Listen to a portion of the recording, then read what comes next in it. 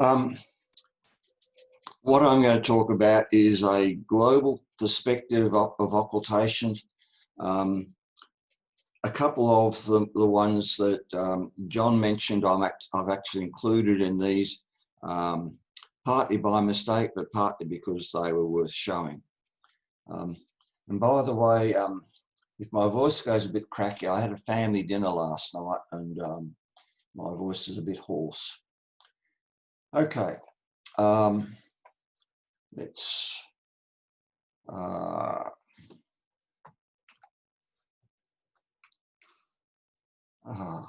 do I get the screen to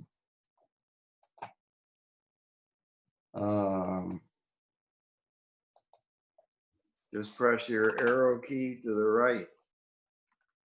There we go. Yep.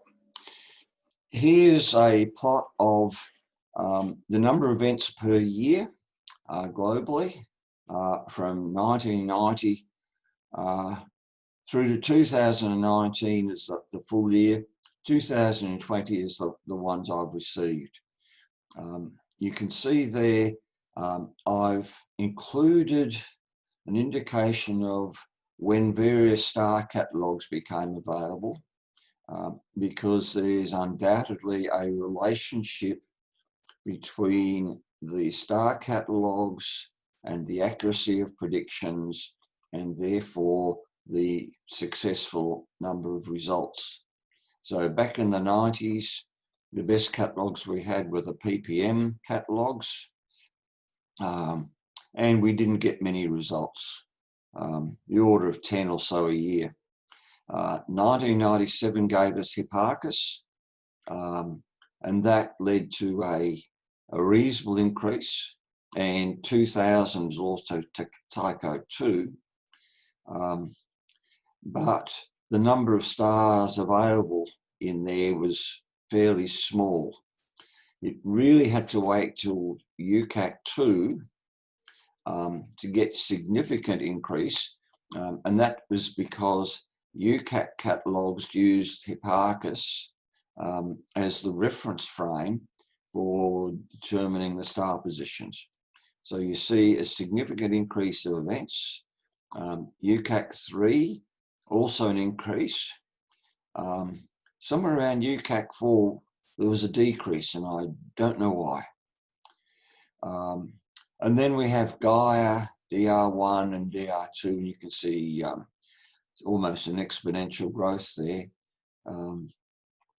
And 2020, I suspect it will beat 2019, but not by a huge amount.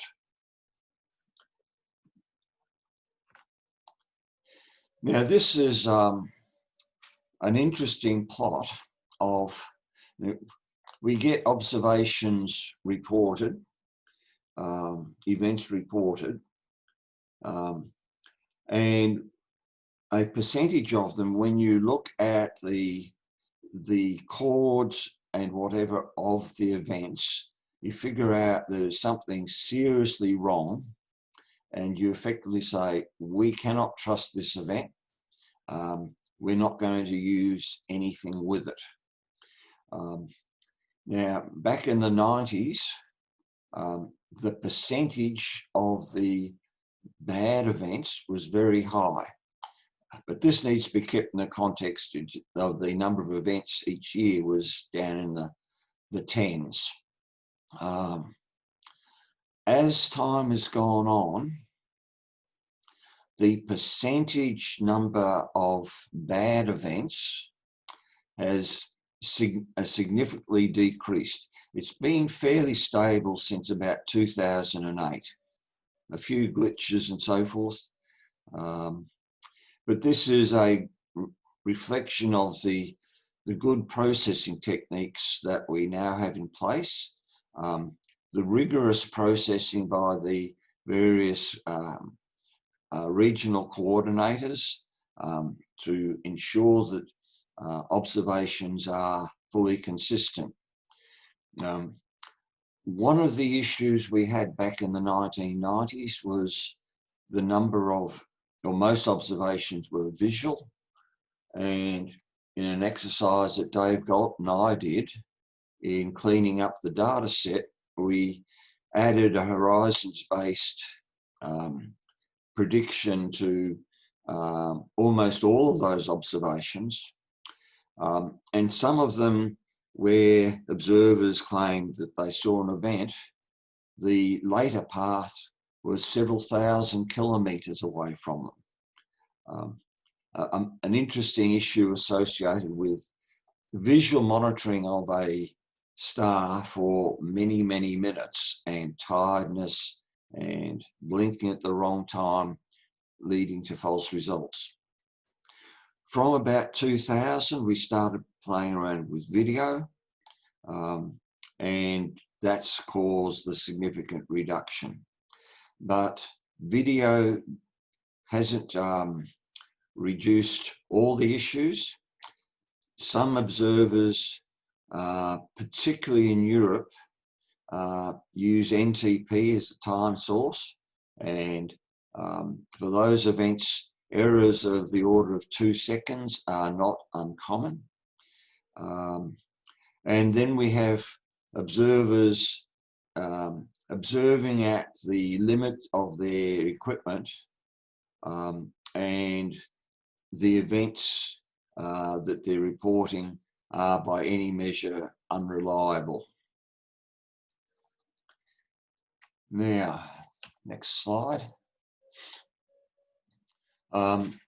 Number of observations versus number of events. This is just a statistical issue of how many chords there were, how many observers there were for each successful event.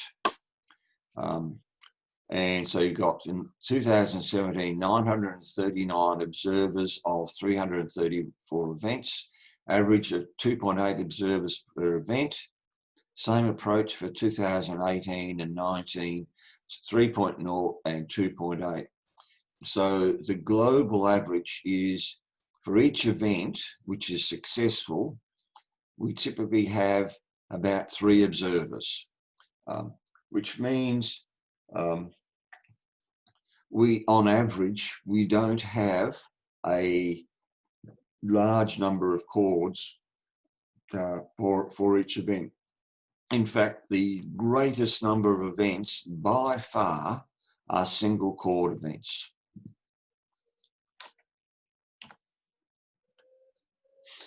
Now, this is a global picture of the number of successful events for 2019 with the figures for 2018 and 17. Now, the US has by far the largest number with 287. Europe, 171. And I should note with the US, you guys have had a significant increase in this in the last year compared to previous years. There's been something that's triggered you to add 100 extra events from what you did in 2018. Europe has been increasing, but a little bit more consistently. Europe hasn't, they don't have many mobile observing, but they've got an advantage of a large density of observers across the region. In Australasia, which is Australia and New Zealand, our observers are almost all fixed observers. John Broughton in Queensland, I think he's the only mobile observer. But we've got a very sparse distribution of observers, but 2019 we still recorded 132 events. I don't know how we did that, but it seems to be a consistently large number of events. Japan, they've got a very high density of observers. When you look at their reports page, huge number of people for each event, but their observing region is quite small. So 56 in 2019. We get a small number of observations from South America, and there's a list of other regions around the world. So that's what's happening globally and the contributions by different regions. Now, double stars. Double stars discovered in occultations. The separations are usually in the range of 1 to 100 microarc seconds. And the Gaia resolution is the order of 100 milliarc seconds for double stars. This is different to the position resolution of Gaia. So the double stars that we're discovering in occultations will generally not be found in the Gaia data. Now, one of the interesting things with discovering a double star is, depending on the circumstances, you can get either a single solution, 2 solutions, or 4 solutions. The unique solution occurs when you've got a good number of curves, a good number of chords for each star. So you know exactly where each star passed across the asteroid or behind the asteroid, so you can get a unique solution. For some events, you get a well-defined location of one of the stars, not always the primary, so you know where it went, but you've only got 1 or 2 very closely spaced chords for the other star, so you don't know which side of the asteroid that star went on. So you've got to allow the possibility of both sides, and that gives you 2 solutions. And you can have 4 solutions where you've got usually a single observer records an occultation stepped thing, and you don't know which side of the asteroid each star passes, and so you finish up with 4 solutions. Now, with all of that, we try to publish these results in the Journal of Double Star Observations. And in the past, Tony has done a good job with doing that. It's important that they get published in the Journal of Double Star Observations, because that's where the US Naval Observatory picks up the double star information to put in the Washington Double Star Catalogue, or perhaps the interferometric catalogue. In that process, they only include 1 solution for whatever reason. Now, finally there, if there are several observers, the uncertainty in separation can be less than 1 milliarc seconds. And sometimes I'll like to talk about, it could be in hundreds of microarc seconds. We shouldn't be shy about the precision we're able to get. Now, this is a list of the 8 double stars discovered in 2018. And I've listed, for each double star, you can see the number of solutions. And in the right column, that's not showing.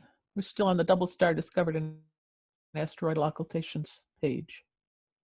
Oh, there it is. Yes, now it is. That's showing. Oh, is the page of 8 double stars discovered in 2018, is that now showing? Yes. Yes. Was, and now it's flipped back. It's flipped back. Oh, I did vote back. Somewhere there must be a slow connection. Yeah, it looks fine for me. It's not slow there. Here. The title is there 8 double stars discovered in 2018. That's what I'm seeing now. Joan, you need to get a better internet connection. Yeah, I'm seeing that page. Fine. It's fine. Strangely, when she said she didn't see it, I saw it. So I don't. We're using the same Wi-Fi. Well, perhaps we need, probably shouldn't say this, but perhaps Joan needs a female Wi-Fi. No, I think the issue is probably my computer. Yep.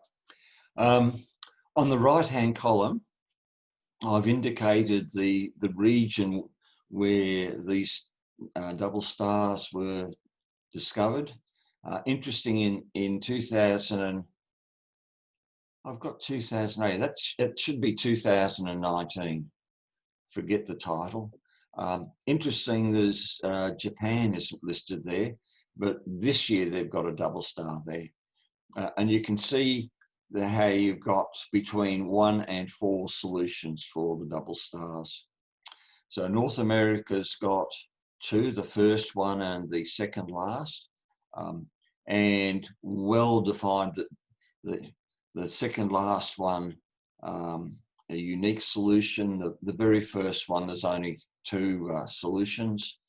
The Australasian one, it's 2 or 4. We've partly because we've got a poor distribution of observers. It's hard for us to get a unique solution, and Europe has got several double stars. Now, some examples of good profiles, and this is mainly global, but I have included a couple of American ones, and I know Bob included one of the ones I've got here. And to be honest, in this I can't remember, and I haven't recorded which part of the world recorded this, so we just take it, this is what we got. Gretia, or however you pronounce it, it's a very elongated asteroid.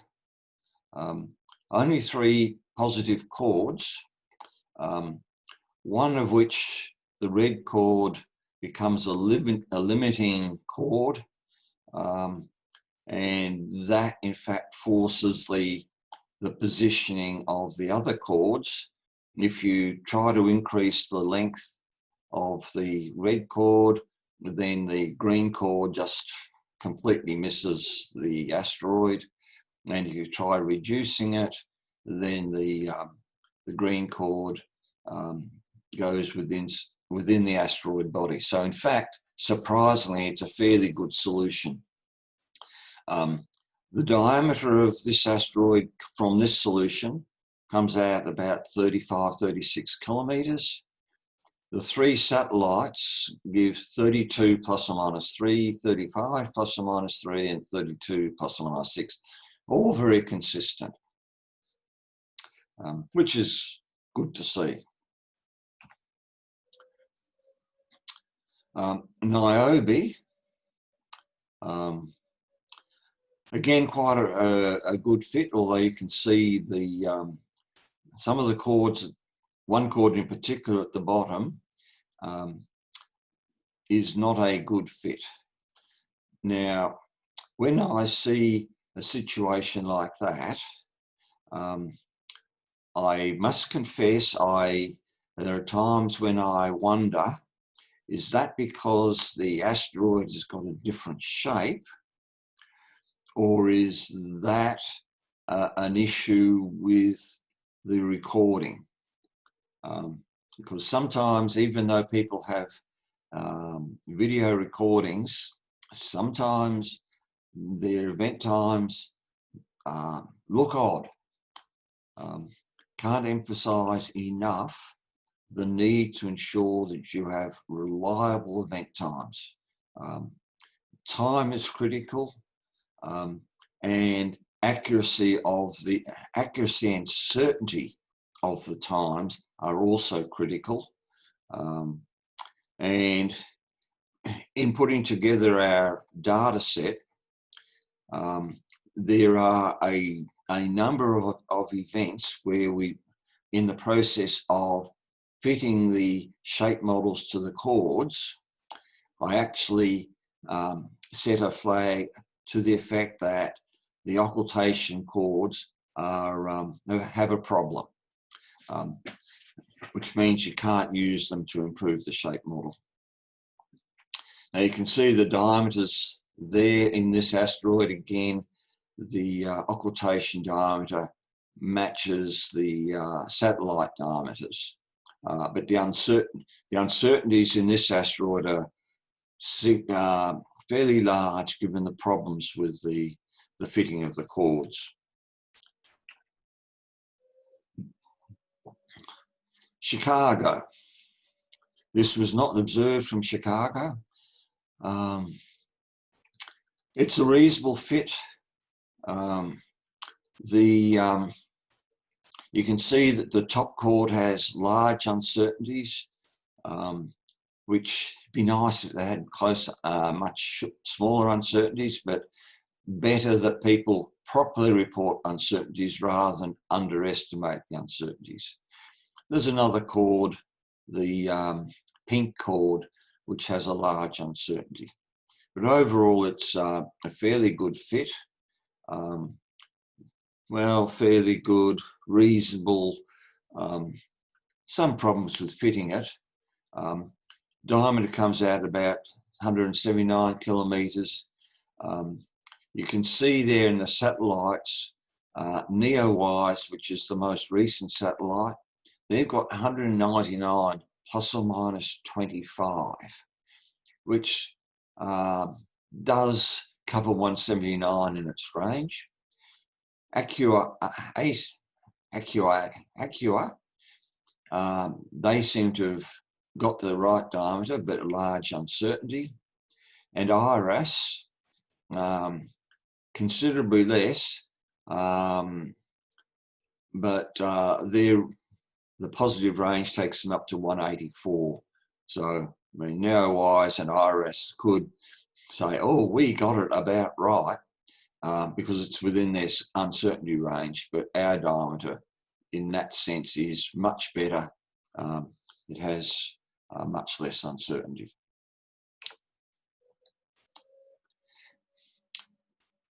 Adeona, interesting model or shape model. This is the best fit I could make of it. You can see the fourth chord up from the bottom has got large uncertainties and seems to have a time displacement with it. According to the shape model, certainly it's inconsistent with the chords on either side.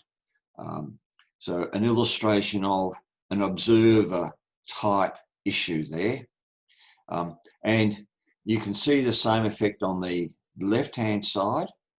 To me, it looks like the times from that are displaced, are too late by some period of time. I don't know how much. At the northern part of the asteroid, you can see that the chords do not extend as far up as the shape model suggests, which is a strong suggestion that the shape model is wrong. So one would hope that this will get picked up and the shape model improved. Now, interestingly, this is a double star discovery, 5.3 milliarc seconds and position angle 133. Now, that's the two dots in the middle represent that. Phaethon. John mentioned Phaethon. I want to say a bit more about that. This is the results from the July 29 event, not the July 298. July 29 event observed on the west coast of the States. The time uncertainties are indicated there with the dotted red bar. which is relatively large because the duration was quite short. Now, this event finished up being the source of long discussions between myself, people from Lowell Observatory, the Horizons people, and I think there was one or two others involved. The interesting thing for this event was that there were at least 3 predictions, and they all differed, and no one got it right. I mean, John says they got it about right, but in fact, no one got it right for a variety of reasons. The Lowell Observatory prediction, which was done by Larry Wasserman, their prediction did not allow for deflection by the sun. And for this event, the gravitational deflection by the sun, the effect of that moved the path by the diameter of the asteroid. Gravitational deflection is an issue which cannot be ignored in our asteroidal occultations.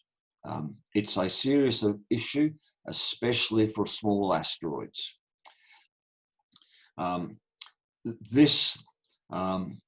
had issues with the occult, which I had to work through.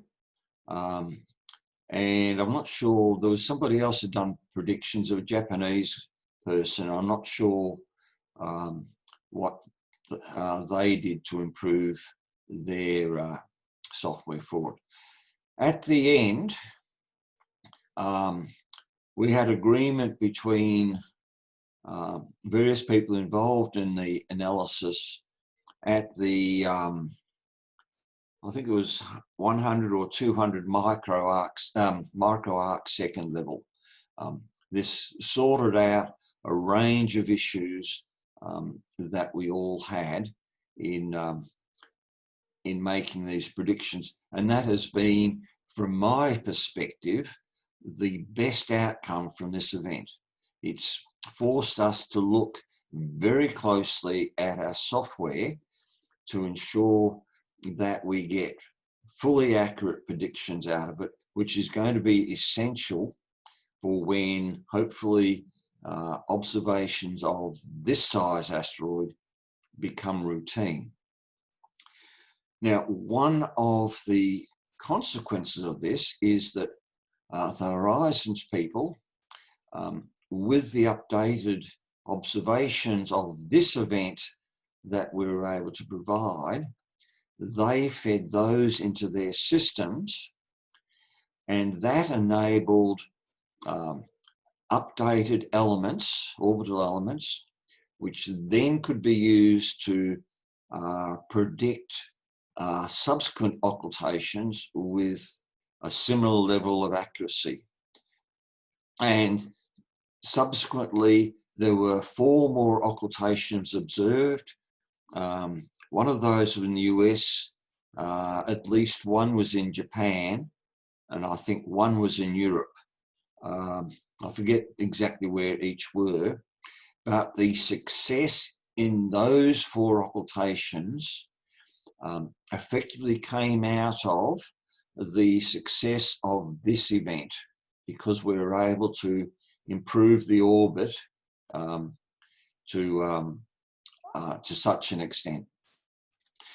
Now, John referred to the fact that the JAXA Destiny probe is going to be launched in 2022 to fly past or fly by of this asteroid. What he didn't mention is that this asteroid is responsible for the Geminid meteor shower. So it's interesting for a variety of reasons, which is why Japan is sending a spacecraft to visit it.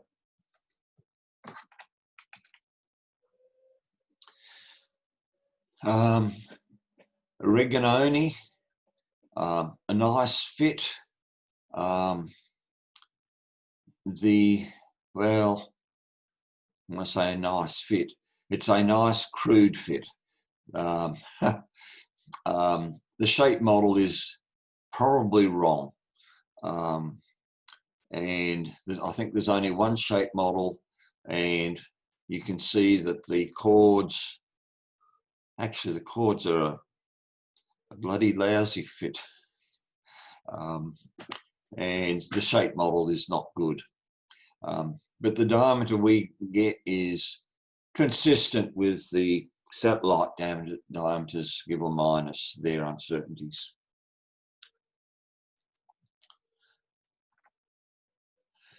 Now this one John showed, this is the Hektor event, and I fitted a shape model to it.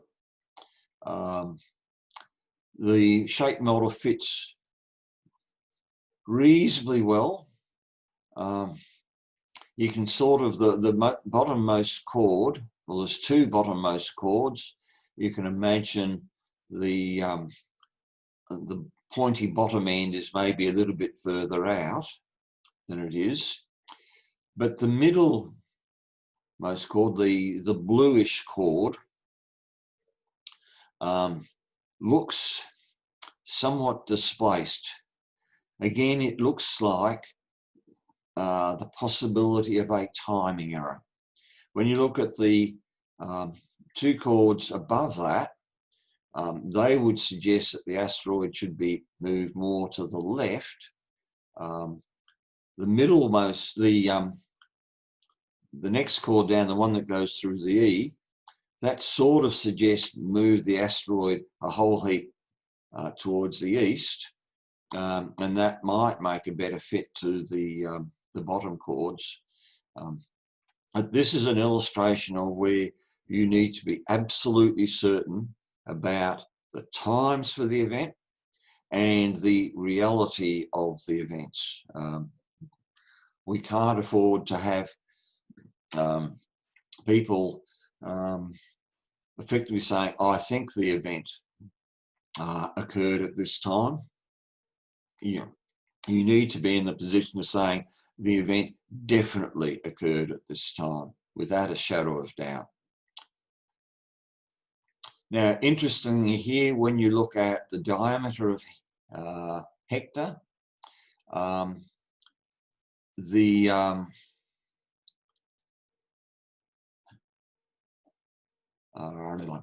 have I got here?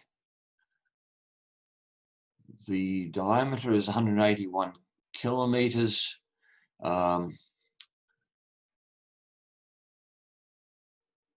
Yeah, the next line down, volume equivalent diameter, ignore that. The first line is the volume equivalent diameter. The infrared satellites, 147 plus or minus 17 from NEO-wise, that is clearly too small. And ACURE-A, 212 plus or minus 14 is clearly too large. Now, the real problem with our occultation observations is there is a high uncertainty in the fit of that shape model to our chords. So we need to make sure our chords are right.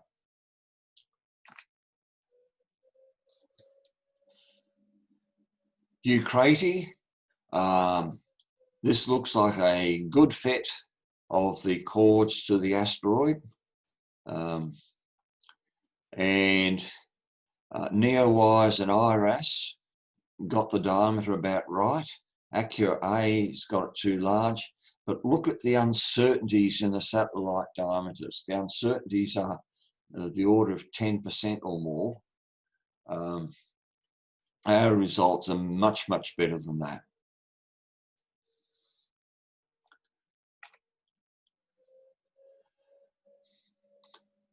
Vibilia, which John mentioned, the interesting grazing chord down the bottom, which is not indicated by the shape model. So an indication of the limitations of shape models. But otherwise, a fairly nice fit overall. And the correspondence with the satellite diameters is quite reasonable. Psyche, John has mentioned this.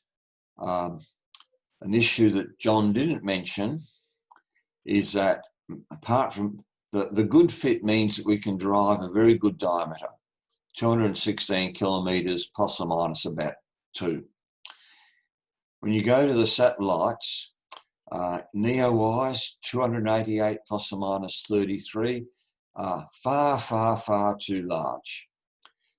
Accurate A, 227 plus or minus 20, they've sort of about got it right, but it's still a bit large. IRAS, it's too large, whichever way you want to look at it.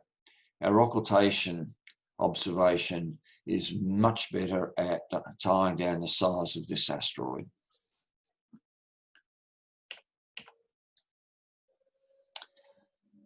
Now, for the best event of the year, and this event, I mean, to me, it's the results are pretty astounding.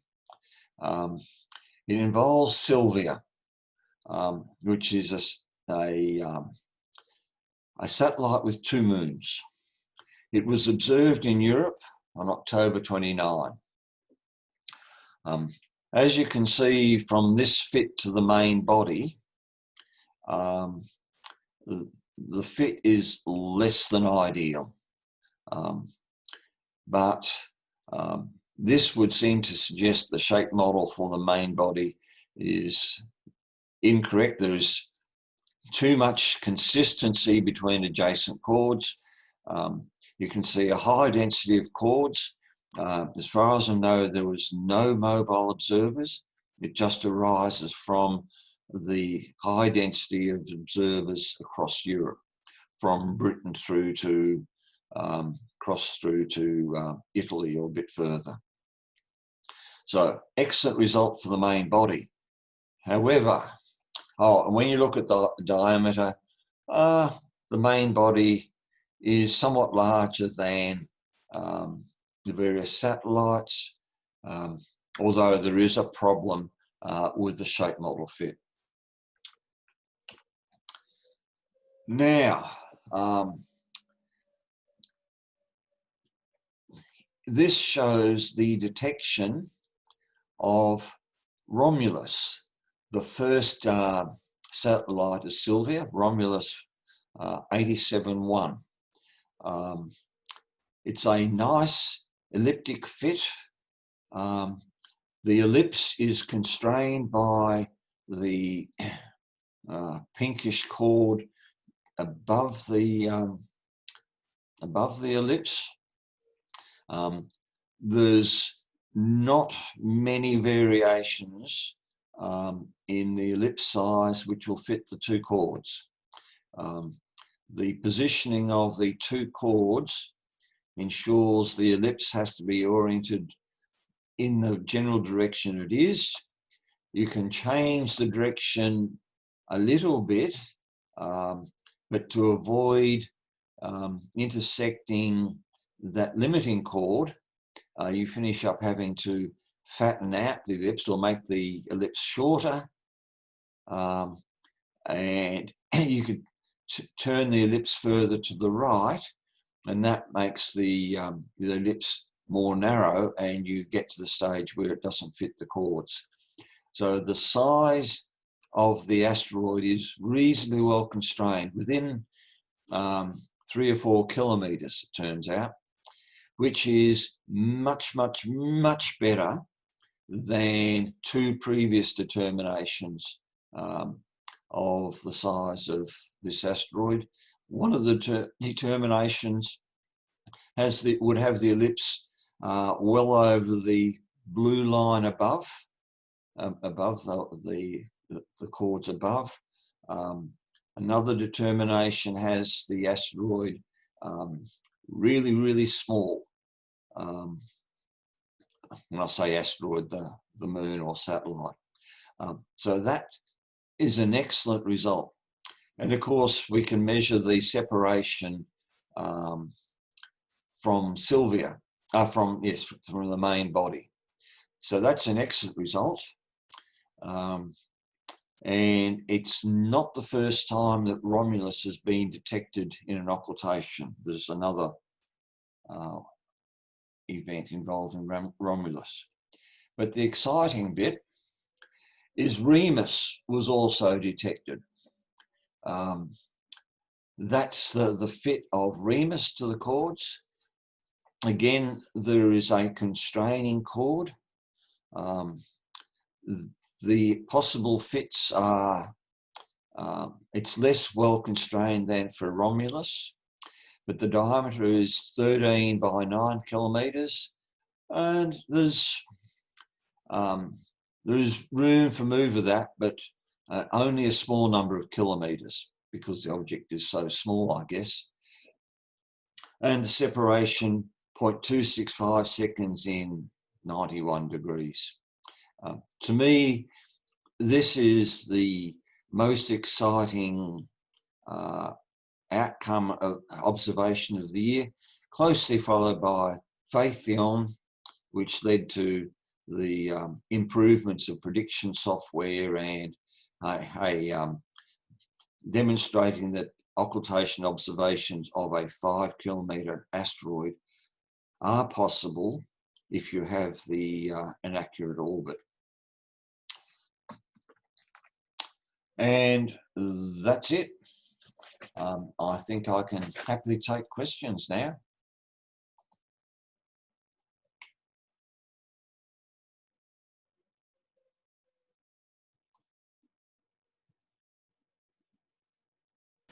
Well, Dave, Ted Blank, I'm always struggling with the question myself, should I increase integration to improve my chances of detecting the event at all, or the star, or reduce the integration and the chance of missing not even being able to detect the star, but improving resolution? What I do, I prefer definitiveness in the star image over time resolution. The last thing I want to have is a star image which is so faint that you have an uncertainty about whether or not you've recorded the event or when the event occurs. Yes, having a somewhat, a longer integration, and usually it's twice as long, means you've got less time resolution. But in my view, and certainly the way I operate with my own equipment, it's better to have certainty in the events rather than better time resolution. So if I have a situation where the star is just visible, then I will integrate at a bit longer so that the star is clearly visible. Now, a further thing about that, a further issue relating to that, is when you have a situation where the magnitude drop is small, and trying to detect a small magnitude drop.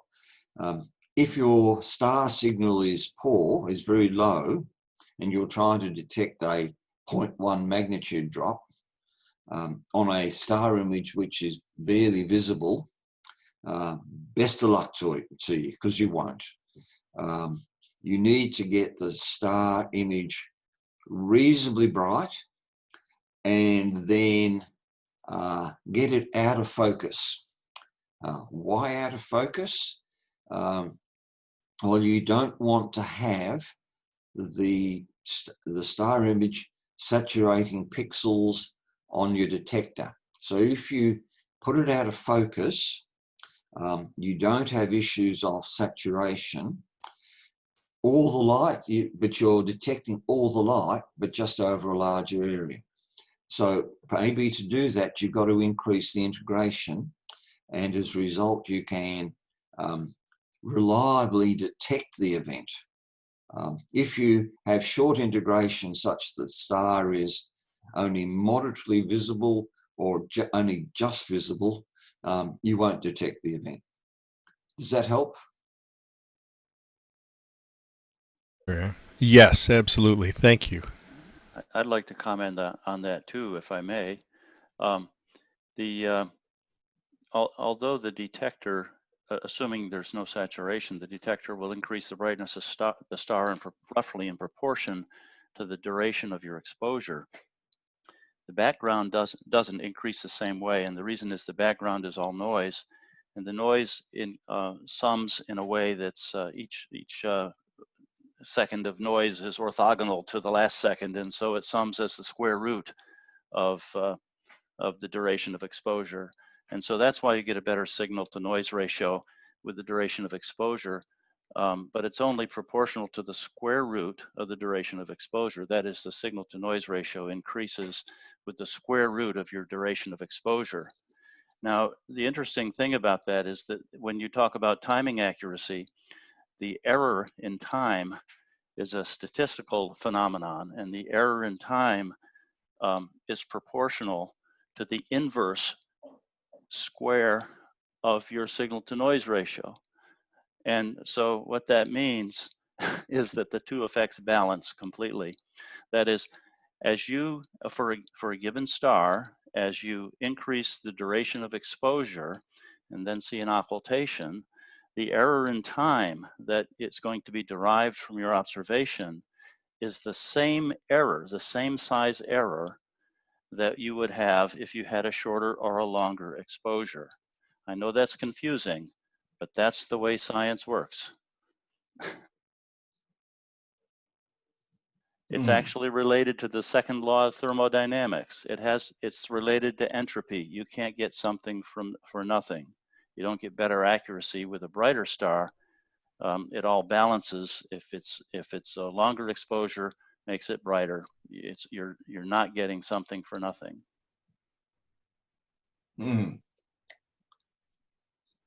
Thanks, Roger.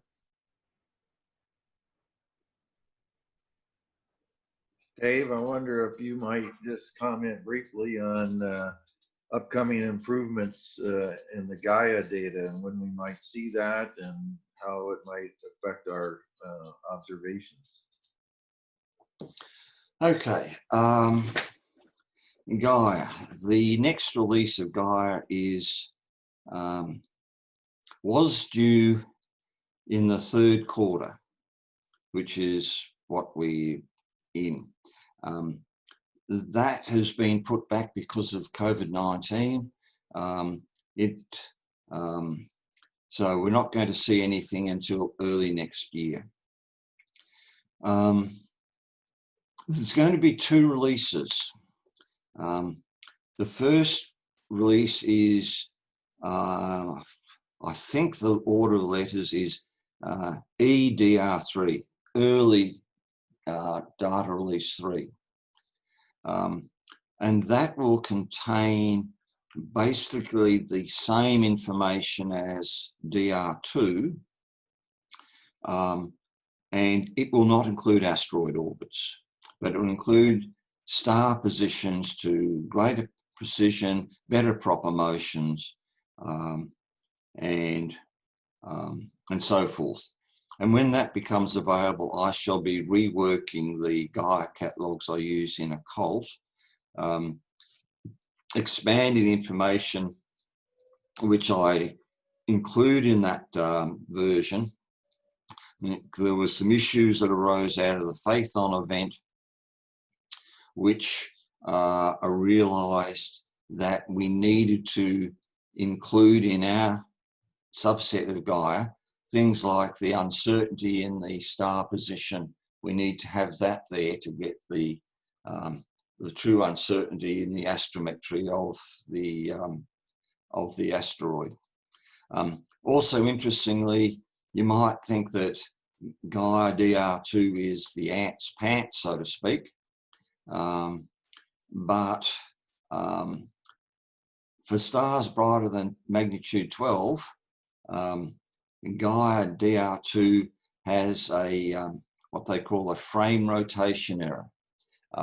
The positions are affected by a very small error, and that will be corrected in DR3 or EDR3. The full DR3 will probably come out end of 2021, or things might slip to 2022. And that release will include asteroid orbits.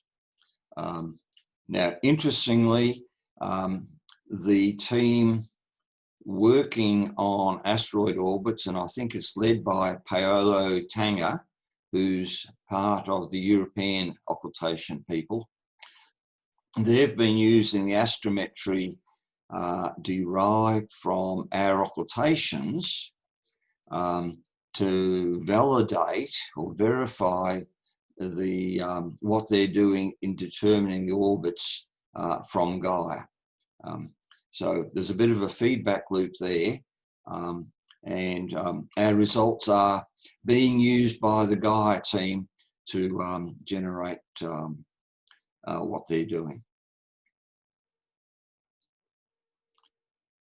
Does that answer your question, Tony? Yeah, great, thanks.